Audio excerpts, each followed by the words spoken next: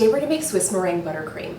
It's super silky and smooth and not too sweet. And it's like the easier cousin to the Italian meringue buttercream, but just as delicious. Let's get into it. So Swiss meringue buttercream, super easy. Basically just like 3 ingredients in your flavoring. So sugar, egg whites, and then just kind of whisk those together. I like to just kind of incorporate them before I put them on the heat. Kind of protects the egg whites. Make sure that they don't cook because nobody wants scrambled egg whites in their buttercream. I'm going to put this on my water, which is already kind of like preheated, if you will. And then I'm going to turn it on. Not that one. I'm going to turn on the right burner. You know, kind of medium. Just kind of want it to, you know, simmer down there. And then just gonna whisk non-stop. You might remember this sounds very familiar to the marshmallow fluff frosting. And why? Because it was also a Swiss meringue. Alright, so you can tell when it kind of loosens up a little bit. You stop seeing the sugar crystals on the side, and that's when I start to take the temperature. I don't bother with it any sooner because it's cold and you don't need to test it. Right now I'm at like 95, so we've got a ways to go. 129, 120, oh, there we are. Ow, careful, your bowl is hot. And into the mixer we go. You don't want to dilly-dally here, okay? You want to make sure that your bowl's set up. And when you want to get that meringue, whip it. So at this point, our meringue is obviously fluffy. We're not really thinking about it getting to stiff peaks so much because it's definitely going to get to stiff peaks. We're trying to cool down our meringue at this point. So it's obviously going to hit stiff peaks, and then it's going to start cooling down, and we're going to add our butter, and that's what's going to make it a buttercream. Yeah, I know. Dropping all the facts.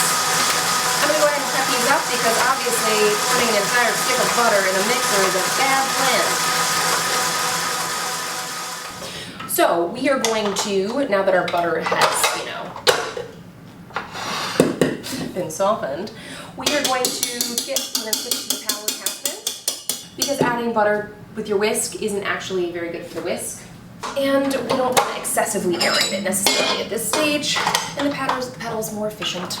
So we are going to add all of this butter at once because, yeah.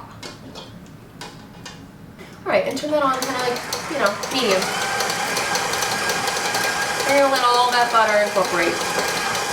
If your butter was too temp and you get a soup, don't stress. That's okay. Just let it keep going, or you can actually chill it completely. Just put everything in the fridge, attachments, everything, and then bring it out after like 30 minutes. And it will, you know, kind of come together and it will de-superfy, if you will. Now, I'm going to see, there's a couple stubborn pieces of butter in there that I'm not loving. Is our best friend, the kitchen torch. Yes. You're like, wait, should you do that? Come on, calm down. So I'm moving it around. I am not going to be too aggressive. Like, I don't want to melt all of the butter because that is the one thing that you cannot come back from. If you melt your butter, sadly, you might want to start again. So you kind of want to, you know, you do it a little bit, and then you stop, and then you wait. And I'm just trying to look for any pieces that I see that are still, you know, butter rather than buttercream. She's perfection. Okay. So at this point, she's technically ready to use, right? So we could definitely use her at this stage. This would be great for crumb coating cakes or, you know, doing kind of that first coat where you don't necessarily need it to be super light and fluffy because what she is right now is dense. A little dense, right? So we can switch to the whisk attachment and then like fluff her up and she'll be ready for cupcakes or really any cake. Pretty stoked. All right, let's do it.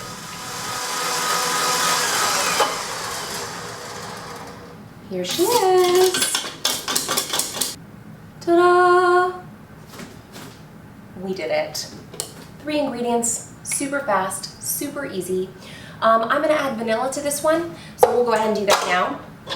We're gonna do about like 2 teaspoons. We're gonna do teaspoons of extract. You could also use paste, if you so chose. Ooh, girl.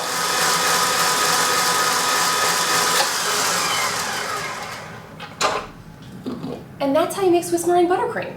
So easy.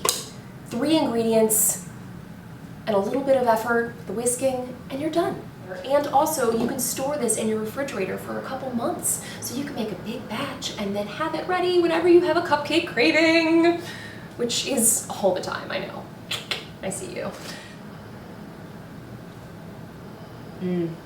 It's super silky and smooth and like just so creamy, but not too sweet, and like the perfect hint of vanilla in there. Yes.